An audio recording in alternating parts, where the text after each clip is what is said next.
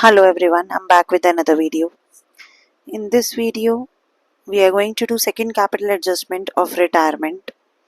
This is from retirement of partner, and this is adjustment number 2. You can say case 2. So adjustment number 2 में हमारे पास question में कहा जाता है हमें कि continuing partner has to adjust their capitals in new PSR. Continuing partners adjust their capital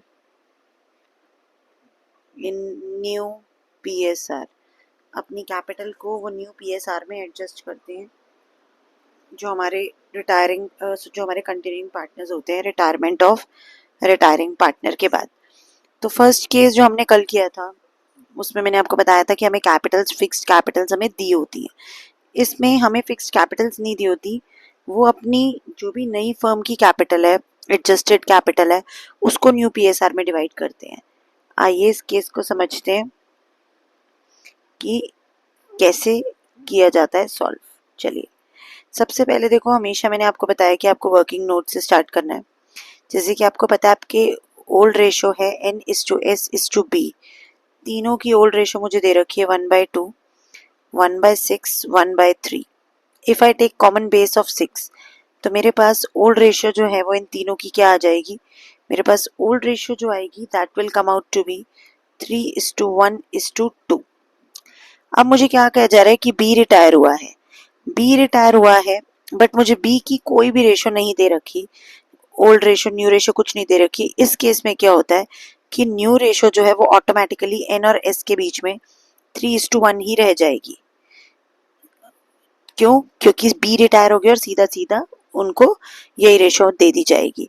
अब new ratio के साथ साथ एक पॉइंट यहाँ पे और भी होता है कि सेम रेशो ही गेनिंग रेशो बन जाती है 3:1। n/s के बीच में गेनिंग रेशो भी हमारी 3:1 रहेगी।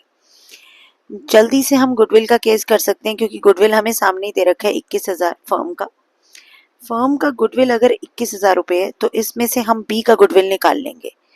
आप इसको यहाँ लिखेंगे, goodwill of firm is equals to 21,000, goodwill of B जो रिटायरिंग पार्टनर है 21,000 इंटू 2/6, तो उससे उसकी रेशो जो है वो क्या आ जाएगी, कैलकुलेट कीजिए। उससे रेशो जो है इसको डिवाइड कर लेते हैं। 21,000 में से जब बी का शेयर निकाला है तो वो आ रहा है 7,000 रुपये। बी का शेयर आ रहा है 7,000 रुपये। इस 7,000 रुपये को जब डिवाइड करेंगे हमारे गेनिंग पार्टनर्स के अमंगस्ट एन और एस के अमंगस्ट 3:1 में, तो हमारे पास एंट्री क्या हो जाएगी, N's capital account debit, S capital account debit to B's capital account gaining to retiring partners. 7,000 रुपये का वैल्यू है और 7,000 रुपये को जब हम इनके 3:1 में बांटेंगे तो ये वैल्यू आ जाएगी। आइए इसकी क्रॉस पोस्टिंग करेंगे। सबसे पहले कैपिटल अकाउंट में ये बैलेंसेस उतारेंगे, 30, का बैलेंस उतारेंगे सबसे पहले। तो आप यहाँ लिखेंगे बाय बैलेंस ब्रॉट डाउन 30, 28। आइए यहाँ से एडजस्टमेंट की क्रॉस पोस्टिंग करेंगे। सबसे पहली एडजस्टमेंट की तो क्या लिखेंगे, by N's capital account by S capital account. जब हम इस तरीके से लिखेंगे तो यहाँ 5250 आ जाएगा, यहाँ 1750 आ जाएगा। इसी के साथ साथ इसकी क्रॉस पोस्टिंग करेंगे बी के कैपिटल अकाउंट में, 2 बीज कैपिटल अकाउंट, एन में आ जाएगा 5250 और यहाँ आ जाएगा 1750। इस तरीके से इस गुडविल की एडजस्टमेंट को हम सॉल्व करेंगे। गुडविल की एडजस्टमेंट को सॉल्व करने के बाद नेक्स्ट एडजस्टमेंट पे चलते हैं। क्वेश्चन को ध्यान से पढ़ेंगे। क्वेश्चन में हमें कह रहा है कि प्रीमिसेस एंड स्टॉक 20 और 15% से बढ़े हैं। प्रीमिसेस और स्टॉक 40 और 22। आइए इनको बढ़ा देते हैं, दोनों को, प्रीमिसेस को और स्टॉक को। अगर मेरी एसेट कोई भी इंक्रीज होती है तो रिवैल्यूएशन की क्रेडिट में आती है। मैंने सबसे पहले स्टॉक को बढ़ा दिया है, 3300 से मेरा स्टॉक बढ़ा है। फ्री होल्ड प्रीमिसेस को अगर मैं बढ़ाती हूँ, 8000 रुपये से बढ़ी है। दोबारा देख लीजिए कैसे किया है ये मैंने। 15% से मेरा स्टॉक बढ़ा है। अगर मैं 22 का 15% करूँगी तो 3300 आएगा। और अगर मैं 20% निकालूंगी फ्री होल्ड प्रोमिसेस का 40 का, तो वो मेरा 8000 रुपीज़ बनेगा। तो इस तरीके से मैंने इनकी वैल्यू को अप्रिशिएट कर दिया है। अप्रिशिएट करके एक ट्रीटमेंट तो मैंने रिवैल्यूएशन में कर दिया, सेकंड ट्रीटमेंट जो है वो मुझे बैलेंस शीट में करना पड़ेगा कि मेरी जो फ्री होल्ड प्रॉपर्टी है, प्रेमिसेस हैं या प्रॉपर्टी है, वो मेरी 48,000 हो जाएंगी, 40 प्लस 8। और जो मेरी मशीन स्टॉक की वैल्यू है, साइमल्टेनियसली उसकी वैल्यू भी बढ़ी है स्टॉक की भी। तो स्टॉक जो है वो मेरा हो जाएगा, स्टॉक 3300 से बढ़ा है तो 22 plus 3300 will come out to be 25,300। इस तरीके से मेरे स्टॉक और जो है प्रेमिसेस की वैल्यू जो है वो इंक्रीज हो जाएगी। दोनों ट्रीटमेंट करने के बाद हम आगे बढ़ेंगे। मशीनरी और फर्नीचर को डेप्रिशिएट किया गया है 10 और 7% से। आइए डेप्रिशिएट किया गया है तो रिवैल्यूएशन के डेबिट में हमें पुट करना पड़ेगा। रिवैल्यूएशन के डेबिट में अगर मैं पुट करती हूँ तो मेरे पास सबसे पहले मशीनरी की वैल्यू में फॉल हुआ है, 3000 रुपये मशीन की वैल्यू आ जाएगी। और फर्नीचर की वैल्यू में जो फॉल हुआ है 840 से फर्नीचर की वैल्यू में हुआ है। देखिए 20 जो हमारा 12,000 का अगर मैं 7% करूँगी तो it will come out to be 840। 10% करूँगी मशीनरी का तो साफ साफ पता चल रहा है it is come out to be 3000। अब इसका नेक्स्ट ट्रीटमेंट हमें बैलेंस शीट में करना पड़ेगा कि we have to show the fall in the value of machinery and in the value of furniture. Machinery की वैल्यू 27,000 आ जाएगी फॉल करने के बाद। फर्नीचर की वैल्यू फॉल होने के बाद आ जाएगी 11,160 रुपये। उसके बाद आगे बढ़ेंगे अगली एडजस्टमेंट के साथ कि प्रोविजन जो है it was to be increased by 1500। कह रहे हैं जी प्रोविजन 1500 से बढ़ रहा है। अगर 1500 से बढ़ रहा है इसका मतलब एक लाइबिलिटी है, प्रोविजन है जो 1500 से बढ़ रहा है, एक लाइबिलिटी बढ़ रही है। तो जब भी प्रोविजन बढ़ता है, जितनी वैल्यू से बढ़ता है वो डेबिट होता है क्योंकि वो एक लाइबिलिटी है। प्लस आप देखिए आपके पास डेटर्स कितने हैं, 20,000 रुपये के। डेटर्स कितने, 20 के, और एग्जिस्टिंग प्रोविजन कितने का है, 10,000 का। लेकिन हमारा प्रोविजन जो है वो बढ़ गया है 1500 से। इसका मतलब है जो मेरी यहाँ एडजस्टमेंट होगी वहाँ पे डेटर्स में से 20,000 के डेटर्स में से प्रोविजन माइनस होगा और वो प्रोविजन जो है वो 2500 माइनस होगा। क्यों? क्योंकि 1000 मेरा एग्जिस्टिंग प्रोविजन है। ध्यान से देखिए 1000 मेरा एग्जिस्टिंग प्रोविजन है और 1500 से मेरा प्रोविजन बढ़ गया। इसका मतलब मेरा टोटल प्रोविजन जो है वो 2500 हो गया नई फर्म का, जिसकी वजह से इसकी वैल्यू आ जाएगी 17,500 रुपये। आगे बढ़ते हैं क्वेश्चन के साथ तो आप देख पाएंगे कि लास्ट पॉइंट में हमें कह रहा है कि हमें कैपिटल एडजस्टमेंट करनी है, जिसमें हमें ये कह रहा है कि कंटिन्यूइंग पार्टनर्स ने डिसाइड किया कि वो अपनी न्यू पीएसआर में ही रेशियो को बांटेंगे। अगर कोई सरप्लस और डेफिसिट बचता है तो वो जो है उनके करंट अकाउंट से पास होगा। आपको बार बार एक बात बता रही हूँ, अगर कुछ भी स्पेसिफाइड नहीं है तो आप बैंक अकाउंट से पास करेंगे, लेकिन अगर स्पेसिफाइड है करंट अकाउंट तो एंट्री करंट अकाउंट से होगी। करके देखते हैं। सबसे पहले तो हमें रिवैल्यूएशन को क्लोज करना होगा और कैपिटल एडजस्टमेंट करनी होगी। ठीक है, रिवैल्यूएशन को क्लोज करने के लिए यू वेरी वेल नो कि आपको देखना पड़ेगा किस साइड का टोटल ज़्यादा है। मुझे साफ दिख रहा है कि 11,300 से मेरी क्रेडिट साइड ज़्यादा है तो प्रॉफिट हुआ है। इस प्रॉफिट को ट्रांसफ़र कर देंगे। This profit is going to be transferred amongst NSB।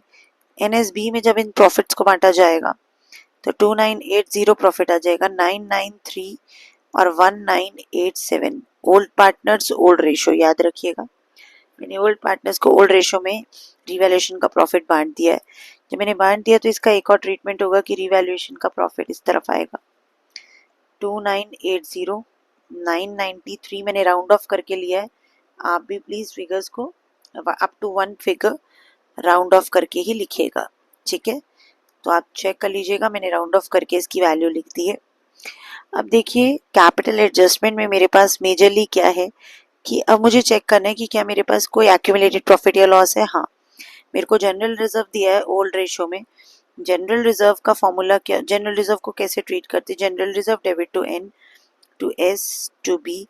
Old partners को ओल्ड रेशो में ये 12,000 का रिजर्व जो है वो बांट देंगे। और क्या कहते हैं, ओल्ड रेशो मेरी क्या है, ओल्ड रेशो को ध्यान से देखिए और उस रेशो में इसको बांट दीजिए। ओल्ड रेशो है मेरी 3:1, जिसमें जब मैं इस जनरल रिजर्व को बांटूंगी तो बचेगा 6, 2 3 1 2 तो 2 और 4, तो ये मेरे पास आ जाएगा 6,000, 2,000 एंड 4,000। जब मैं इसे डिवाइड करूंगी तो मेरे पास यहाँ पे एंट्री आ जाएगी बाय जनरल रिजर्व 6, 2 एंड 4। अब देखिए, अब मुझे उनकी एडजस्टेड कैपिटल निकालनी है। क्यों? क्योंकि they are required to adjust their capitals in new PSR. इस एडजस्टमेंट का क्या मतलब होता है, ध्यान से समझेंगे। इस कैपिटल एडजस्टमेंट में हमें क्या करना होता है, सबसे पहले हमें ए और मतलब जो रिमेनिंग पार्टनर्स हैं उनकी एडजस्टेड कैपिटल निकालनी होती है। तो हम एन से एडजस्टेड कैपिटल निकालेंगे सबसे पहले। ठीक है, और एन की एडजस्टेड कैपिटल हम कैसे निकालेंगे, ध्यान से देखिए।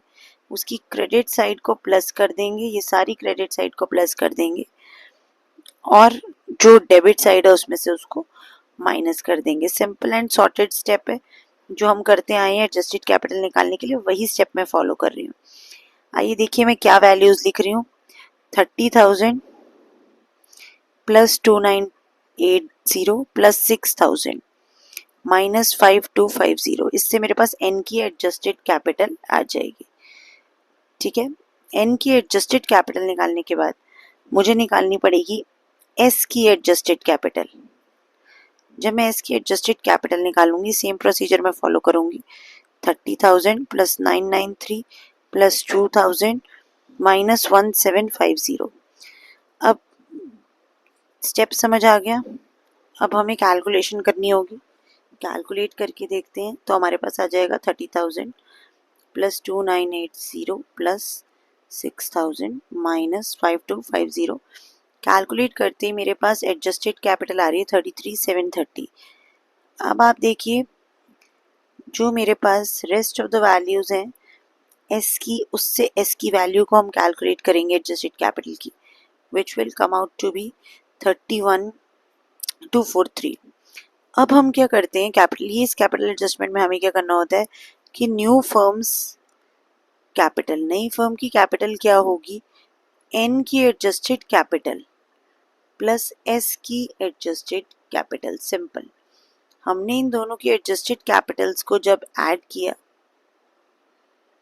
तो मेरे पास एक टोटल आया विच इज 64,973। ये एक टोटल आया और इस टोटल को न्यू रेशो में बांट देंगे। किस किस में बांट देंगे, एन और एस में। उनकी न्यू रेशो क्या है, 3:1।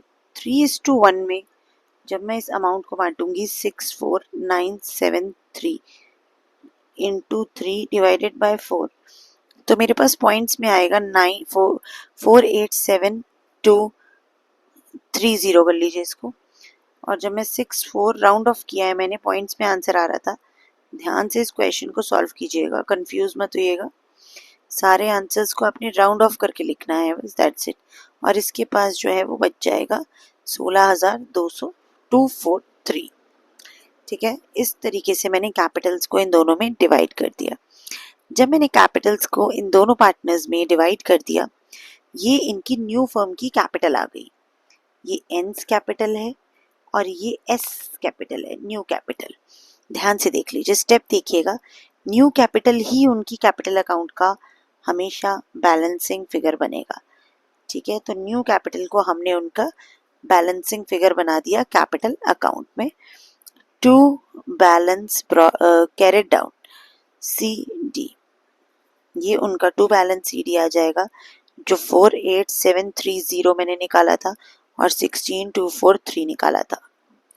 अब वो कह रहा है ये तो उनकी एक्चुअल कैपिटल्स होनी चाहिए थी। अगर ये एक्चुअल कैपिटल्स होनी चाहिए थी एन और एस की, तो हम इसे यहाँ पे भी लिख देंगे अपनी बैलेंस शीट में, क्योंकि जेन्युइनली ये इनकी एक्चुअल कैपिटल है। और टोटल जो कैपिटल थी 64973 की, इसको बाहर लिख लेंगे। अब हमें जो भी इनका सरप्लस और डेफिसिट आएगा, चाहे इधर डेबिट में बैलेंस बचे या क्रेडिट में बैलेंस बचे, इधर में से इधर कहीं भी बचे, वो बैलेंस हमें उनके करंट अकाउंट से पैसा निकालना है।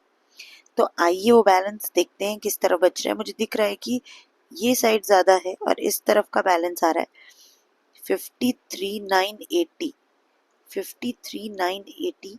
और जैसे कि मैं कैलकुलेटर से सब्ट्रैक्ट करके देख पा रही हूँ, तो एन का करंट अकाउंट से हमें पैसा लेना पड़ेगा 15,000 रुपये। एन हमें 15,000 रुपये देगा, ठीक है। और अगर मैं चेक कर पा रही हूँ एस का, तो एस की ये साइड ज़्यादा आ रही है, जिस वजह से एस को पैसा वापस देना है हमें।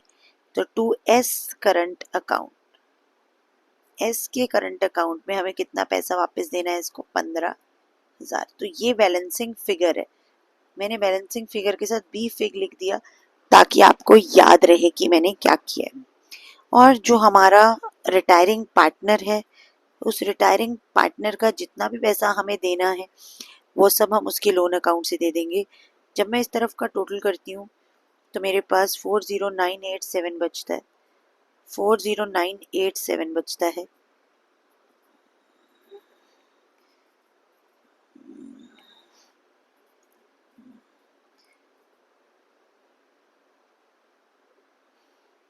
$40987 बैलेंस बचता है। और ये हम उसके लोन अकाउंट से उसको दे देंगे बीज लोन। बीज लोन हमारे ऊपर अभी भी कितना है, 40987। ये लोन है, तो लोन मेरे लिए एक लाइबिलिटी हो जाएगी। बीज लोन 40987 का मेरे पास लोन हो जाएगा, प्लस आप देखिए करंट अकाउंट जिस तरफ बैलेंस बचता है, मैंने आपको सिखाया है, मैंने एडमिशन में भी सिखाया था। एस का करंट अकाउंट इस तरफ बच रहा है, इधर लिखेंगे। एन का करंट अकाउंट क्रेडिट में बच रहा है, यहाँ लिखेंगे। रीजन भी समझ लेंगे। क्रेडिट में बचने का मतलब है कि इसको पैसा, ये पैसा लेकर आएगा, इसके अकाउंट से हम पैसा लेंगे, और एस के अकाउंट में हमें पैसा देना है, वो हमारे लिए एक लाइबिलिटी है। तो इस तरीके से हम इनकी वैल्यू को पुट कर लेंगे, ठीक है। और अगर हम देखें तो आप देख पा रहे होंगे दोनों को 15-15 हज़ार का ही डिफरेंस है, ठीक है। रेस्ट हमने सारी एंट्रीज पुट कर दी। अब जितना कुछ मेरे पास बचा है वो डाल दीजिए। देखिए मैं बैलेंस शीट में अगर देख पा रही हूँ, मेरे को क्रेडिटर दिख रहे हैं 18,000 रुपये के, यहाँ से क्रेडिटर्स पिक करके पुट कर दीजिए, बिल्स पेएबल पुट कर दीजिए, यहाँ से सिर्फ मुझे कैश पुट करना है। तो आइए एडजस्टमेंट करते हैं, ख़त्म करते हैं क्वेश्चन को फटाफट।